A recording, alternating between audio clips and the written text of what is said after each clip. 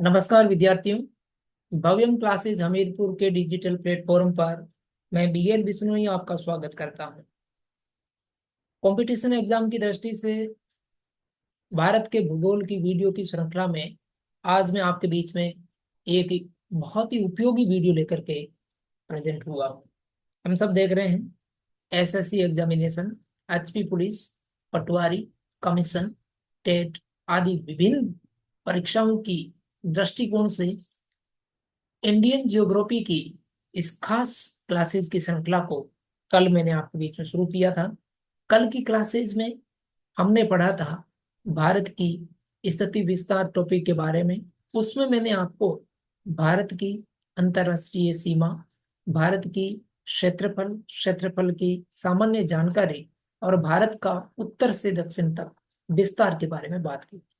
आज हम इस महत्वपूर्ण वीडियो के अंदर पढ़ेंगे कि भारत का अक्षांशीय और देशांतरीय विस्तार क्या है। ये भी आपकी परीक्षा की दृष्टिकोण से, अगर पॉइंट ऑफ व्यू की दृष्टि से देखा जाए, एग्जाम के पॉइंट ऑफ व्यू से बहुत महत्वपूर्ण टॉपिक रहता है भारत का अक्षांशीय और देशांतरीय विस्तार। तो आप हेडिंग लगा दीजिएगा, भारत का अक्षांशीय और देशांतरीय विस्तार। भारत का अक्षांशीय और देशांतरीय विस्तार। अब सबसे पहले ये देखने योग्य बात है, यदि हम इंडिया के लॉन्गिट्यूड और लेटिट्यूड एक्सटेंशन की बात करेंगे तो हमें ये सबसे पहले देखना पड़ेगा कि अक्षांश रेखाएं क्या होती हैं और देशांतर रेखाएं क्या होती हैं। लेटिट्यूड और लॉन्गिट्यूड के बारे में यदि हमें ग्लोब पर स्पष्ट रूप से जानकारी नहीं होगी तो हम लोग किसी भी स्थान की लोकेशन को, उसके एक्सटेंशन को, उसके विस्तार को बता नहीं पाएंगे। परीक्षा के दृष्टिकोण से आजकल जो परीक्षाओं में पेपर के पैटर्न होते हैं, विभिन्न भर्ती परीक्षाओं के द्वारा, एजेंसियों के द्वारा जो भी पेपर लिए जाते हैं, उसमें जितने भी प्रकार के प्रश्न पूछे जाते हैं, इसमें यदि हम लोग देखेंगे तो सबसे पहले हमें ये जानना जरूरी है, ग्लोब पर अक्षांश और देशांतर रेखाओं के बारे में यदि हम देखेंगे तो ग्लोब पर ये किस दिशा से किस दिशा में खींची जाती है। हम मोटा मोटा ये देखते हैं, इसको जैसे आप ग्लोब मानते हैं, तो सबसे पहले हमें ये देखना पड़ेगा, हम बात करेंगे अक्षांश रेखाओं पे। आइए जानते हैं सबसे पहले कि अक्षांश रेखाएं किसको कहा जाता है, और ग्लोब पर हम लोग मैपिंग में देखते हैं कि अक्षांश रेखाएं कहां से कहां तक होती है। मित्रों, यदि ग्लोब के अंदर हम लोग ग्लोब को बीचों बीच से दो भागों में डिवाइड करने वाली 0 डिग्री इस रेखा को अगर नामकरण करेंगे तो इसको बोला जाता है अक्षांश रेखा, यानी कि 0 डिग्री अक्षांश रेखा। आप ये कह सकते हैं कि धरती पर पूर्व दिशा से पश्चिम दिशा की तरफ खींची जाने वाली काल्पनिक रेखाओं को अक्षांश रेखा के नाम से जाना जाता है। एक बार पुनः मैं इसे रिपीट कर रहा हूं, पृथ्वी पर पूर्व से पश्चिम दिशा की तरफ, ईस्ट से वेस्ट की डायरेक्शन में खींची गई काल्पनिक रेखाओं को अक्षांश रेखाओं के नाम से जाना जाता है। अब सबसे पहले हम देखेंगे, ये जो 0 डिग्री की अक्षांश रेखा है, इसको हम दूसरे शब्दों में भूमध्य रेखा के नाम से भी जानते हैं। तो आपको ये भी ध्यान रखना पड़ेगा कि 0 डिग्री अक्षांश रेखा को भूमध्य रेखा के नाम से भी जाना जाता है। ये धरती को समान दो भागों में डिवाइड करती है। ये अक्षांश रेखा 0 डिग्री अक्षांश रेखा के समानांतर क्रम में भूमध्य रेखा से ध्रुव की तरफ यदि हम लोग चलते जाएंगे तो इस तरीके से इसके पैरेलल और समांतर क्रम से जितनी भी काल्पनिक रेखाएं खींची जाएगी, ये सारी की सारी अक्षांश रेखाएं, और इंग्लिश में जिसको आप बोलेंगे लेटिट्यूड, क्योंकि ये लेटी हुई होती है इसलिए इसको लेटिट्यूड के नाम से जाना जाता है। तो आपको ये ध्यान रखना पड़ेगा कि भूमध्य रेखा से ये आपका पड़ेगा नॉर्थ पोल और ये आपका पड़ेगा साउथ पोल, यानी कि हम लोग 0 डिग्री अक्षांश से नॉर्थ की तरफ चलेंगे और फिर हम लोग साउथ की तरफ चलेंगे तो भूमध्य रेखा के समानांतर जितनी भी ये काल्पनिक रेखाएं खींची जाती है, इन सारी काल्पनिक रेखाओं को आप लोग लेटीट्यूड इनकी अक्षांश रेखाओं के नाम से जानेंगे। अब आपको ये बहुत ही महत्वपूर्ण जानकारी रखनी है कि किस अक्षांश रेखा की लंबाई सर्वाधिक होती है। तो आपको याद रखना है 0 डिग्री अक्षांश रेखा की जो लेंथ है वो सबसे ज्यादा होती है। और ये जब अक्षांश 0 डिग्री से नॉर्थ की तरफ चलेंगे, 1 डिग्री, 2 डिग्री, 3 डिग्री, 4 डिग्री, इस तरीके से, तो हम 90 डिग्री तक चलेंगे तो नॉर्थ पोल आएगा, यानी कि उत्तरी ध्रुव आएगा। और 90 डिग्री हम साउथ में चलेंगे तो 90 डिग्री अक्षांश के साउथ की तरफ चलेंगे तो यहाँ पर साउथ पोल यानी कि दक्षिणी ध्रुव आएगा। तो ये 2 ध्रुव हो गए पृथ्वी के, उत्तरी ध्रुव और दक्षिणी ध्रुव, नॉर्थ पोल और साउथ पोल। यानी कि पूर्व से पश्चिम की तरफ काल्पनिक रूप से खींची जाने वाली रेखाएं अक्षांश रेखाएं हैं। अब हम बात करेंगे अक्षांश रेखाओं से, यदि आप 0 डिग्री अक्षांश से 23 डिग्री 30 मिनट, यानी कि आप लगभग 23.5 डिग्री की अगर आप लोग नॉर्थ में चलेंगे तो यहाँ एक रेखा आएगी। इस रेखा का नामकरण आप देते हैं कर्क रेखा। ये बहुत ही इंपॉर्टेंट चीज है, इसको आप लोग कर्क रेखा के नाम से नामकरण करते हैं। और जब आप 0 डिग्री अक्षांश से यदि आप 23 डिग्री 3 साउथ की तरफ चलेंगे, दक्षिण की तरफ चलेंगे, तो 23 डिग्री 3 यानी कि 23 डिग्री 30 मिनट की तरफ साउथ में चलेंगे, इस रेखा का जो नाम देंगे वो रेखा का नामकरण होगा मकर रेखा। तो कर्क रेखा और मकर रेखा ये भी हमने जान लिया, भूमध्य रेखा भी जान लिया। अब हम लोग देखेंगे कि अक्षांश रेखाओं की कुल संख्याएं कितनी होती है, क्योंकि हम इस भूमध्य रेखा से इस तरफ जाएंगे तो ये 90 डिग्री तक जलाएंगे तो नॉर्थ पोल आ जाएगा, और अगर हम 90 डिग्री साउथ की तरफ चले जाएंगे तो साउथ पोल आ जाएगा। तो कुल मिलाकर के इनकी संख्या हो गई 180, प्लस ये भूमध्य रेखा एक और हो गई, इसकी संख्या को हम प्लस कर देंगे तो अक्षांश रेखाओं की जो कुल संख्या होगी वो 181 होगी, यानी कि 181 हो गई। ये आपके एग्जाम की दृष्टि से कई बार सवाल आता है कि कुल अक्षांशों की संख्याएं कितनी है। इसके बाद हम लोग देखेंगे दूसरे प्रकार की रेखाओं के बारे में कि धरती के उत्तरी छोर से दक्षिणी ध्रुव की तरफ, यानी कि उत्तरी ध्रुव नॉर्थ पोल से साउथ पोल की तरफ जो ये काल्पनिक रेखा खींची गई है, इस रेखा को 0 डिग्री देशांतर रेखा के नाम से जाना जाता है। यानी कि देशांतर रेखा होती है वो उत्तरी ध्रुव यानी कि नॉर्थ पोल से साउथ पोल की तरफ काल्पनिक रेखाएं जो खींची जाती है उनको देशांतर रेखा के नाम से जाना जाता है। और ये नॉर्थ से साउथ पोल की तरफ मिलाने वाली बीच की सबसे बड़ी जो 0 डिग्री देशांतर रेखा है, ये नॉर्थ से साउथ पोल को मिलाती है। इसको आप लोग ग्रीनविच रेखा या ग्रीनविच याम्योत्तर रेखा के नाम से भी जान सकते हैं। ग्रीनविच प्रधान याम्योत्तर रेखा के नाम से भी 0 डिग्री देशांतर रेखा को जाना जाता है। अब इस तरीके से 0 डिग्री से लेकर के हम लोग जब पूर्व की तरफ बढ़ेंगे तो ये इस तरीके से जो काल्पनिक रेखाएं हैं वो नॉर्थ से साउथ को मिलाती हुई आपको प्रतीत होगी। ये वो काल्पनिक रेखाएं हैं जो उत्तरी ध्रुव को दक्षिणी ध्रुव से मिलाती है, और इस तरीके से उत्तरी ध्रुव को दक्षिणी ध्रुव से मिलाने वाली ये काल्पनिक रेखाएं देशांतर रेखाएं जानी जाती है। अब हम देखेंगे कि देशांतर रेखाओं के बीच में जो सर्वाधिक दूरी है वो 0 डिग्री देशांतर के पास यानी कि विषुव वृत्त के पास में होती है। अक्षांश रेखाएं समानांतर होती है एक दूसरे के, जबकि इनकी जो दूरी है जब हम पूर्व से पश्चिम की तरफ बढ़ेंगे तो घटती बढ़ती जाएगी, लेकिन जब आप यहाँ सेंटर में आएंगे तो इनके बीच की सर्वाधिक दूरी हो जाएगी। देशांतर रेखाओं की संख्या की यदि हम लोग बात करेंगे तो कुल मिलाकर के 180 पूर्व की तरफ और 180 पश्चिम की तरफ, ये 360 देशांतर रेखाएं होती है। परीक्षा में 2 सवाल आपके बहुत महत्वपूर्ण बन गए। पहला तो बन गया कि कुल अक्षांश की संख्या कितनी है, ये हमने पहले देख लिया 181।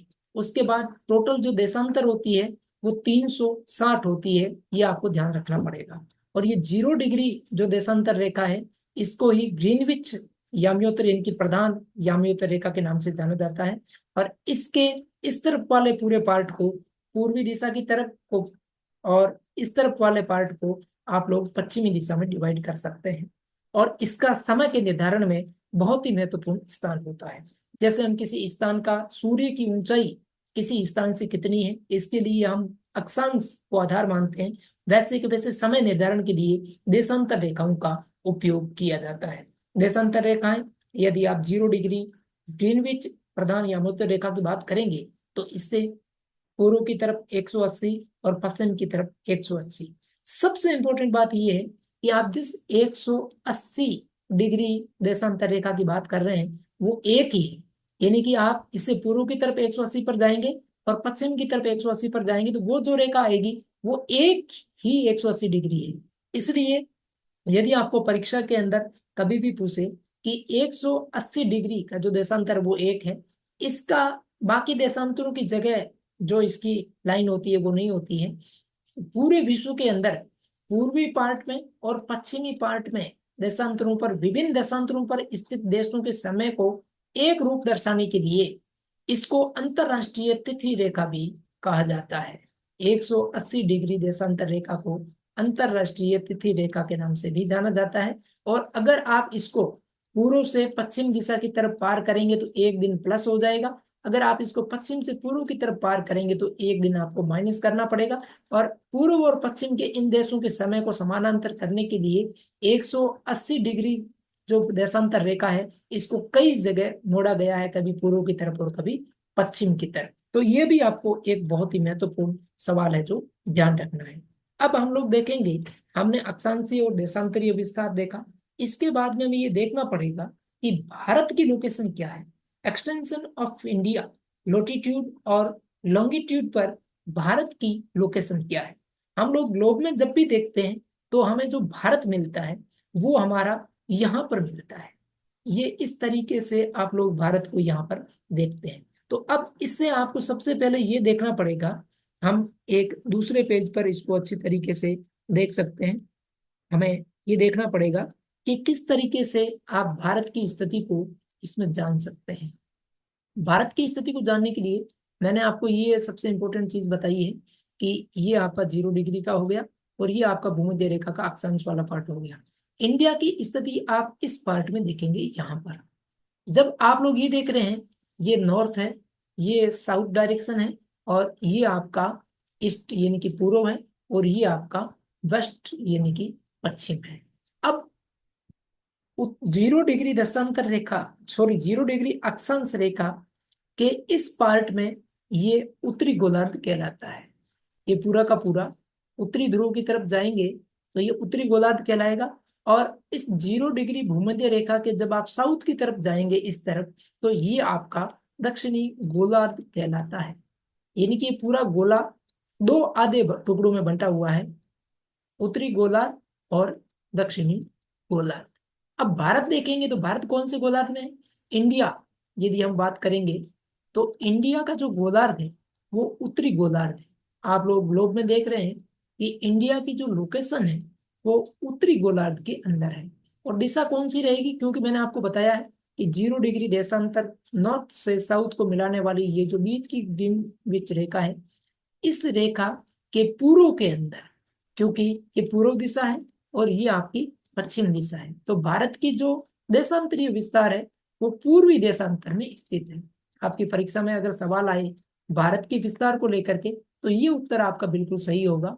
भारत का जो विस्तार है वो उत्तरी गोलार्ध के पूर्वी देशांतर पर है, ये आपको बिल्कुल ध्यान रखना पड़ेगा।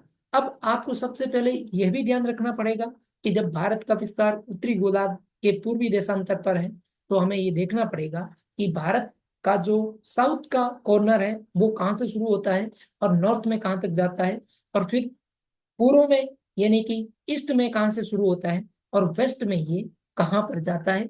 ये चीजें हमें बिल्कुल अच्छी तरीके से देखनी पड़ेगी। परीक्षा की दृष्टि से आपको यह भी बहुत महत्वपूर्ण चीज है कि ये अक्षांशीय विस्तार, देशांतरीय विस्तार क्या है, और इसके साथ साथ आपको यह भी देखना पड़ेगा कि आप इसको किस तरीके से समझ सकते हैं।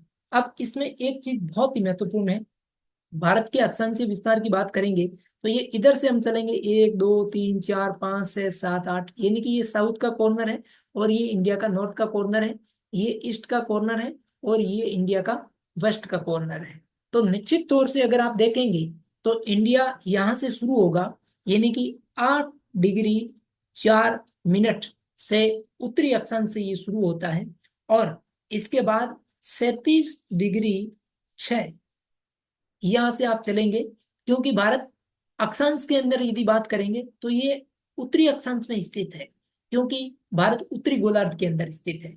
तो 8 डिग्री 4 से 37 डिग्री 6 उत्तरी अक्षांश, ये भारत का अक्षांशीय विस्तार है। यहाँ से 8 डिग्री से शुरू करेंगे हम लोग और यहाँ जाएंगे ऊपर धीरे धीरे, ये 37 डिग्री 6 तक जाएगा। अब भारत का यदि हम देशांतरीय विस्तार देखें तो देशांतरीय विस्तार 0 डिग्री यहाँ से शुरू होगा, इस तरफ से यदि हम चलेंगे तो यहाँ से शुरू होगा और यहाँ जाकर के पूरा होगा। तो इंडिया का जो देशांतरीय विस्तार है वो यहाँ अगर हम शुरू करेंगे 1 2 3 4 5 से ऐसे, तो यहाँ आएंगे तो ये आएगा 68 डिग्री 7, यानी कि देशांतर में 68 डिग्री 7 से यदि हम वापस पूर्व की तरफ चलेंगे तो 97 यहाँ जाएंगे तो ये 97.25, यानी कि 97 डिग्री 25 मिनट, ये भारत का देशांतरीय विस्तार है। देशांतरीय विस्तार में भारत पूर्वी देशांतर में स्थित है, ये हमें पता है। तो इंडिया का एक्सटेंशन क्या हो गया, 8 डिग्री 4 से 37 डिग्री 6 उत्तरी अक्षांश, 68 डिग्री 7 मिनट से 97 डिग्री 25 पूर्वी देशांतर, ये इंडिया का एक्सटेंशन होगा। अब सबसे बड़ी इंपॉर्टेंट चीज है कि ये जो 0 डिग्री की जो आपकी ग्रीनविच रेखा है या म्यूतर रेखा है, इस ग्रीनविच रेखा से इस तरफ हम बढ़ेंगे तो ये सारी देशांतर रेखाएं हैं। और आपको पता है कि एक देशांतर यानी कि 1 डिग्री देशांतर के बीच में 4 मिनट का गैप आता है। और अगर आप 0 डिग्री से पूर्व की तरफ जाएंगे तो +4 हर मिनट के बाद में समय 4 मिनट प्लस होता जाएगा। यदि आप इसके पश्चिम की तरफ चलेंगे तो हर मिनट पर आपका -4 यानी कि -4 मिनट का माइनस होता जाएगा। तो एक बात बहुत महत्वपूर्ण हमें पता चल गई कि 0 डिग्री याम्योत्तर रेखा से पूर्व में जाने पर हर मिनट एक देशांतर पर 4 मिनट का फर्क आता है प्लस में, और अगर आप पश्चिम दिशा की तरफ बढ़ेंगे तो फिर 4 डिग्री माइनस होता जाएगा समय के अंदर, और इस तरफ बढ़ेंगे तो समय में प्लस होता जाएगा। अब भारत क्योंकि पूर्वी देशांतर पर है और यहाँ पर ये 0 डिग्री देशांतर पर है, मानो कि 0 डिग्री ग्रीनविच पर रात के 12 बजे हैं, तो निश्चित तौर से आप कह सकते हैं कि भारत जिस देशांतर पर स्थित है, भारत का जो ये इसको ग्रीनविच मीन टाइम कहते हैं। इस तरीके से भारत की जो ग्रीनविच मीन रेखा है वो हमने निर्धारित कर रखी है, मानो कि 82.5 डिग्री पूर्वी देशांतर को भारत की ग्रीनविच मीन रेखा कहते हैं। इंडिया का जो स्टैंडर्ड टाइम होता है, भारत का मानक समय, ये भारत का जो मानक समय होता है, ये मानक समय निर्धारित होता है 82.5 डिग्री पूर्वी देशांतर से। तो आपको ये इंपॉर्टेंट ध्यान रखना है। और ये जो भारत का आईएसटी समय है, ये वर्ल्ड के जीएमटी से यानी कि ये ग्रीनविच मीन टाइम का जो टाइम होता है, इससे 5.5 घंटे आगे चलता है, क्योंकि भारत है वो ग्रीनविच रेखा से पूर्व दिशा में स्थित है और पूर्व में 68 की हम जो बात कर रहे थे उस दिशा के अंदर स्थित है। तो 5.5 घंटे हमारा आईएसटी जो इंडिया का टाइम है वो ग्रीनविच रेखा से आगे चलता है। तो इस महत्वपूर्ण वीडियो में हमने भारत का अक्षांशीय विस्तार, भारत का देशांतरीय विस्तार, इसके साथ साथ में भारत का आईएसटी इंडियन स्टैंडर्ड टाइम के बारे में, ग्रीनविच मीन टाइम के बारे में, अक्षांश रेखाओं के बारे में, देशांतर रेखाओं की संख्याओं के बारे में, और भारत अक्षांश और देशांतर में कहाँ पर स्थित है, इन संपूर्ण बातों का अध्ययन किया। मैं आशा करता हूं कि आपकी हिमाचल प्रदेश की सभी कंपटीशन एग्जाम और एसएससी और सेंट्रल गवर्नमेंट की सभी कंपटीशन एग्जाम की दृष्टि से ये मेरा वीडियो आपके लिए बहुत ही उपयोगी और महत्वपूर्ण साबित होगा। ऐसे कई रोचक वीडियो के साथ हमारी पूरी टीम भव्यम क्लासेज हमीरपुर के यूट्यूब चैनल पर समय समय पर आपके बीच में उपस्थित होती रहेगी। आप भव्यम क्लासेज दिल्ली के इस यूट्यूब चैनल को सब्सक्राइब करें, लाइक करें, और मेरा वीडियो यदि आपको बहुत ही उपयोगी और पसंद आया है तो इसे शेयर जरूर करें। इसके साथ में आप सबको बहुत बहुत धन्यवाद। भव्यम क्लासेज हमीरपुर।